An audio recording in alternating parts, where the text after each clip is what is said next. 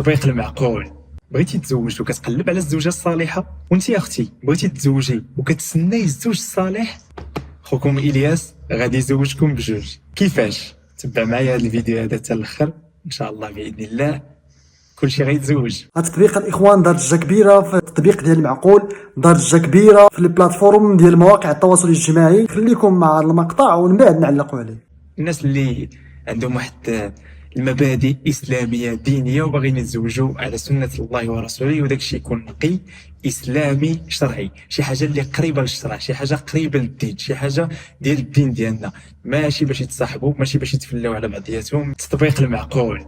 كنتي معقول مرحبا بك، ما كنتيش معقول عطينا بابتسام. هادشي خاص بالمعقول، الناس ديال المعقول نعمس. في هذا الفيديو هذا غادي نشرح لكم كيفاش تتعاملوا مع التطبيق هذا باش ان شاء الله تلقاو شريك الحياه، وكنعول عليكم انكم ناس ملتزمين ومعقولين وبغاو فعلا يتزوجوا ماشي يتفلاو. حنا من جهتنا حاولنا ما امكن باش انه التطبيق هذا يبزز عليك باش تكون معقول. خاصك تكون معقول باش تدخل معنا لهذا التطبيق. ومستقبلا ان شاء الله غادي نبقاو نديروا كذلك دورات تدريبيه بالنسبه للناس اللي غادي يبغيو يدخلوا لهذا التطبيق هذا، دورات رخصه الحياه الزوجيه، باش الا بغيتي تتزوج تكون عندك فكره على شنو هو الزواج، ماشي غير تجي وتلاح. طبعا البنات كنوصيكم الا كان شي واحد اللي فعلا بغيتيه يجي ديريكت لداركم اللي يهضر معاك، ما تقولي له حتى شي حاجه، غتقولي ليه مرحبا بك، هذا رقم ولي الامر ديالي، او هذا العنوان ديال دارنا، بغينا هذا الشيء يكون اسلامي، بغينا هذا الشيء يكون نقي، بغينا هذا الشيء يكون معقول.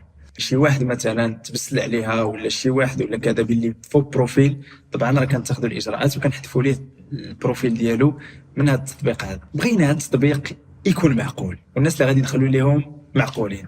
داكشي علاش هذا التطبيق هذا اول حاجه غادي تكون هي انه ماشي بالمجان، ثمن رمزي طبعا ولكن ماشي بالمجان، باش يبقاو غير الناس المعقولين. كما قلت لكم هذا مشروع ديالي وانا اللي كنشرف عليه بنفسي، خدمت عليه شهور ان شاء الله باذن الله. بغيتكم تعاونوني في النجاح ديالو. ما تيهمنيش انه يكونوا فيه بزاف ديال الناس، ولكن كيهمني ان الناس اللي غيكونوا فيه يكونوا معقولين، وانا بنفسي كنشرف على هذا الموقع. الاخوان بغينا الاخوان اي واحد كيتفرج في هذا الفيديو يعطي الراي ديالو بكل موضوعيه، يبارطاجي الفيديو الماكسيموم ويعطي الراي ديالو بكل موضوعيه. كما هو معروف هاد الايام اخونا الياس طرح هذا التطبيق ديال الزواج ديال المعقول ولقى بزاف ديال الاهتمام. كاين اللي كينتقد هذا التطبيق وكاين اللي معاه، الاراء تختلف دائما. كاين اللي عجبو المحتوى ديال هذا التطبيق وكاين اللي ما عجبوش نهائيا.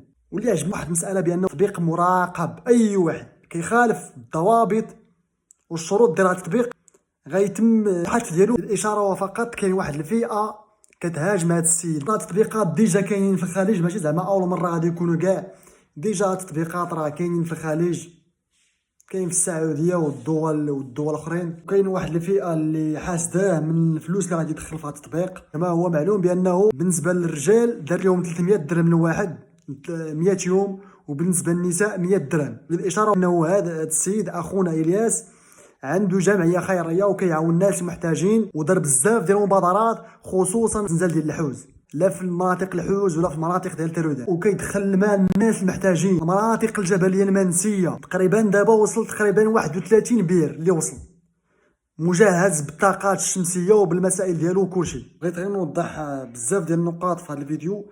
لذلك الاخوان كنتمنى اي واحد كيتفرج في هذا الفيديو يبارطاجي الفيديو الماكسيموم ويعطي الراي ديالو بكل موضوعيه بخصوص هذا السوجي. نتلاقاو في فيديو جديد ان شاء الله.